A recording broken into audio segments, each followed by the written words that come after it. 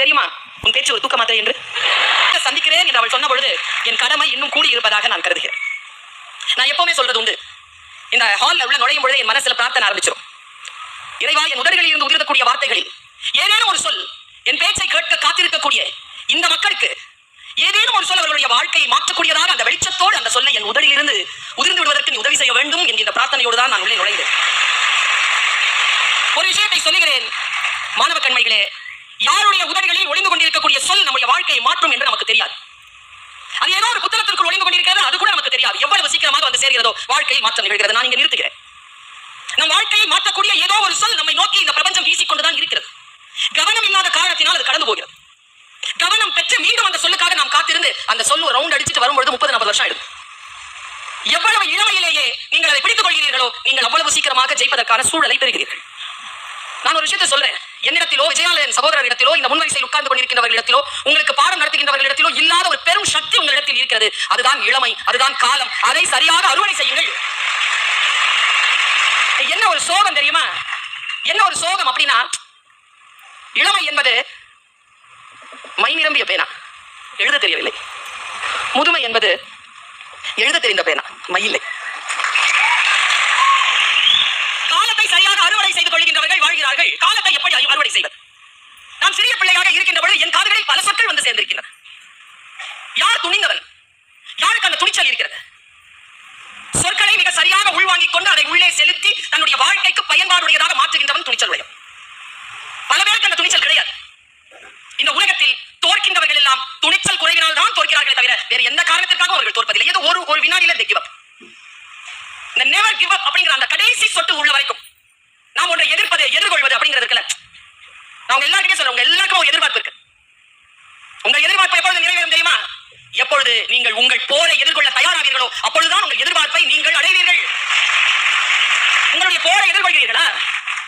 ஓ, எங்க அம்மா நல்ல சொல்லா என்ன சொல்லுவாங்க, எனக்கு உங்களுக்கும் தான் சொல்றாங்க, உங்களுக்கும் சொல்கிறார். ஆனா நெகட்டிவ் வேர்ட்ஸ் இருக்குல்ல, அந்த நெகட்டிவ் வேர்ட்ஸ் நம்மை நிலைக்குலைய செய்யும். பாசிட்டிவ் வேர்ட்ஸ் நம்மை எழும்பி உட்கார வைக்கும். என்னுடைய அம்மா எனக்கு கதை சொல்லுவாங்க. உண்மையா நான் சொல்றேன். இந்த காது இருக்குல்ல, இந்த காதுங்கிற உறுப்பு, கண்ணுங்கிற உறுப்பு, இந்த காதுங்கிற உறுப்பு கொஞ்சம் வித்தியாசமானது. கண் சென்று பற்றும், காதில் வந்து விழும். சென்று பற்றுவதற்கு மூடில, எது வேணாலும் வந்து விழும். இந்த காதல விழுற விஷயம் இருக்குல்ல, இந்த விஷயத்தை யார் ஒருவர் வடிகட்டி இது தேவை இது தேவையில்லை என்பதை முடிவு செய்யக்கூடிய ஆற்றல் பெறுகிறார்கள், அவர்கள் கல்வியில் சிறந்து விளங்குகிறார்கள். அதனால் தான் கல்விக்கு கேள்வி செல்வம்னு பேரு, செவி செல்வம்னு பேரு. எது எடுக்கணும் எது விளக்கணும்ங்கிறது நமக்கு தெரியணும். அப்பதான் துணிச்சல் வரும்.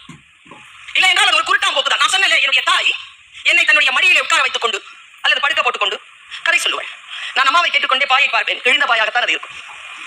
வறுமையினுடைய உச்சம். கிழிந்த பாயில் என்னை படுக்க வைத்துக் கொண்டே என் அம்மா பறக்கும் கம்பளங்களை பற்றி கதை சொல்லுவாள். இந்த பாய்கள் வந்ததே இல்லை. அதனால்தான் நான் இப்பொழுது பறக்கும் கம்பளங்களில் இருக்கிறேன். அதான் ரகசியமே. இவர் சொல்லிக் கொடுக்காததையும் நான் சொல்லிட போறேன்.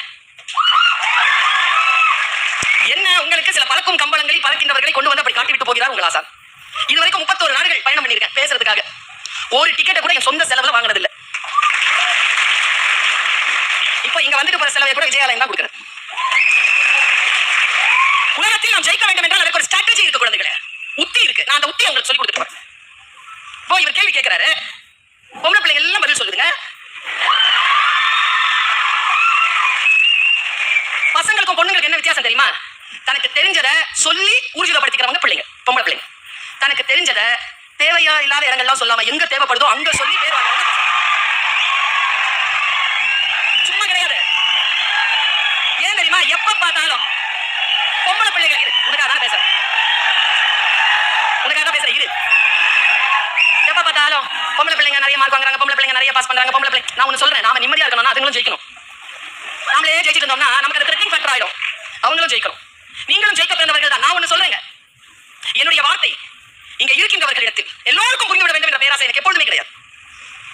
ஆனால் ஒருத்தருக்கு புரிஞ்சா போதும்னு நான் சொன்னதா சொல்லுவாங்கல்ல, நான் உங்க எல்லாரையும் பார்த்து கேட்கிறேன். ஏனென்றால் பர்வீன் சுல்தானா கூட்டத்திற்கு பேசுகிறவள் இல்லை, தனி ஒருத்திக்கும் தனி ஒருவனுக்கும் பேசக்கூடியவள். நான் தனித்தனியா பேசுறேன். உன்னை பார்த்து நான் கேட்கிறேன். இந்த கேள்வியை நான் உன்னை பார்த்து வீசுகிறேன். இது மூங்கில் காடு. இந்த மூங்கில் காட்டில் எந்த மூங்கில் புல்லாங்குழல்? ஏதோ ஒன்று புல்லாங்குழலாக இருக்கு, இங்கதான் இருக்கு, இந்த கூட்டத்துல தான் இருக்கு. இந்த மூங்கில் காட்டில் எந்த மூங்கில் இந்த புல்லாங்குழல்? கொஞ்சம் யோசித்து பார்த்தால் துணிந்தவனுக்கு தூக்கம் மேலையும் பஞ்சம் எத்தை என்று சொல்வார். எனக்கு நிறைய துணிச்சல் இருக்கு. ஏன் தெரியுமா? பெறுவதற்கும் இழப்பதற்கும் ஒன்றும் கிடையாது எனக்கு. என் இலக்கு எனக்கு தெரியும். என் இலக்கை நான் மிக மிக நுட்பமாக நிதானித்திருக்கிறேன். அதனால் நிதானமாக பயணிக்கிறேன். நிதானமாக பயணிக்கின்ற பொழுது எனக்கு பயம் என்பதே கிடையாது. நான் பயப்படுவது அச்சப்படாமல் ஒன்றை அடைய வேண்டும் என்றால் எப்படி அடைவது? பல இடங்களில் நான் சொல்லியிருக்கேன். நான் இப்போ வர ஆசா நின்று பேசுறாரு, எல்லாரும் விசில் அடிக்கிறீங்க, கை தட்டுறீங்க. Don't waste your energy. Don't waste your energy. என்ன பண்ணுங்க தெரியுமா? கூர்ந்து பார்த்துட்டு இருங்க. இங்க சேர்த்துக்கிட்டுருங்க. இதெல்லாம் நடக்கிறதுக்கு காரணம் ஒரு எக்ஸாம் வருது. அந்த எக்ஸாம்ல எழுதி பாஸ் பண்ணி மேல் இடத்துக்கு போய் அதிகாரியா வந்து உட்காரணும். அதுக்காக தான் இதெல்லாம் நடக்குது. அங்க உட்காரத்துக்கு இதெல்லாம் எப்படி பயன்படுத்திக்கலாம்னு இப்படி பார்த்துட்டு எனர்ஜியை வேஸ்ட் பண்ணாத. கமெண்ட் அடிக்காத. கை தட்ட வேண்டிய அவசியம் கூட கிடையாது.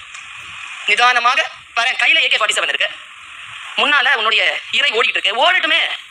எவ்வளவு தூரம் ஓடணும் ஓடட்டும். டார்கெட் எவ்வளவு தூரம் ஒன்னாலும் விசை மிகுந்த ஆயுதத்தை கையில் வைத்திருக்கிறாய். ஷார்ட் பண்ணல. நீ தடுமாறிட்டனா அது விலகிடும். ரொம்ப நிதானமாக இதை நான் ஜெயிப்பேன் என்று நிதானமாக நின்று துணிந்து செயல்படு. நான் எப்பவுமே சொல்ற ஒரு உதாரணத்தை சொல்றேன். இது ஒரு 1000 தடவை சொல்லியிருப்பேன். நான் நியூ பேட்ச்னு சொன்னாங்க, அதனால சொல்றேன். ஒரு சிங்கம் இருந்துச்சு, அதுக்கு ஒரு மமதை. யாரா இந்த காட்டுக்கு ராஜா, யாரா இந்த காட்டுக்கு ராஜான்னு எல்லாத்தையும் கேட்டுட்டே இருந்துச்சான். ஒரு பாம்பு வந்துச்சான். பாம்பு யாரா இந்த நீ தான் அப்படின்னு சொல்லிட்டு போயிடுச்சான். ஒரு பன்னி வந்துச்சான். யாரா இந்த நான் தான் தானே நீ தான் போயிடுச்சு. முயல் வந்தது, குதிரை வந்தது, ஆமா வந்து எல்லாரும் நீதான் நீதான். அதே மமதையில சுத்திட்டு இருந்த அந்த சிங்கம் ஒரு யானை வந்தது. என்ன மாதிரின்னு வச்சுக்க. யானை கிட்ட கேட்டுச்சு, யாரா இந்த காட்டுக்கு ராஜா? யானைக்கு அந்த கேள்வி பிடிக்கல, தாண்டி போச்சு. கேட்கறேன்ல, யாரா இந்த காட்டுக்கு ராஜா? யானை மறுபடியும் தாண்டி போச்சு. மறுபடியும் சிங்கம் வந்து வாயை பிளந்த சத்தம் போட்டு, கேள்வி கேட்கறல, யாரா இந்த காட்டுக்கு ராஜா? உடனே யானை சிலிப்பிக்கிட்டு முன்னால வந்து தும்பி கையில சிங்கத்தை பிடிச்சிருச்சு. தூக்கி ஒரே அடி, முதுகு உடைஞ்சு போச்சு. முதுகு உடைஞ்ச சிங்கம் கேட்டுச்சான், நம்ம வைகை புயல் சார் மாதிரி, கேள்விதானே கேட்டேன். யானை சொல்லிச்சான், பதிலத்தான் சொன்னேன். பதிலா அப்படி சொல்லு. நான் ஜெயிப்பேன், நான் ஜெயிப்பேன், ஜெயிச்சு காட்டு. நான் இந்த எக்ஸாம்ல எவ்வளவு வாங்குவேன்? வாங்கி காட்டு. Don't waste your energy. யார் முன்னோ நான் யாரு? ஒரு நாள் எங்க காலேஜ்ல டீச்சர் ஒருத்தங்க, கெமிஸ்ட்ரி டீச்சர் தான். எப்ப பார்த்தாலும் உருப்பட மாட்டேன்னு சொல்லிட்டே இருக்கும். அது எப்படி ஜெயிச்சேன் தெரியுமா? நானு அது ரிட்டையர் ஆகிறதுக்குள்ள அந்த ஸ்கூலுக்கு சீஃப் கெஸ்டா போயிட்டு வந்தேன். அப்படிதான் சொல்லணும் பதில். அதுக்கு பேர் தான் துணிச்சல். சும்மா கேட்ட வார்த்தை சொல்லிக்கிட்டு இவனை சொல்லிட்டு கோச்சிக்கிட்டு மூணு வச்சுக்கிட்டு போய் உட்காந்துக்கிட்டு மத்தவங்க தன்னை வந்து தாஜா பண்ண எதிர்கொள்ள தெரிய வேண்டும். ஜஸ்ட் பிளான் பண்ணி வச்சுருவேன்.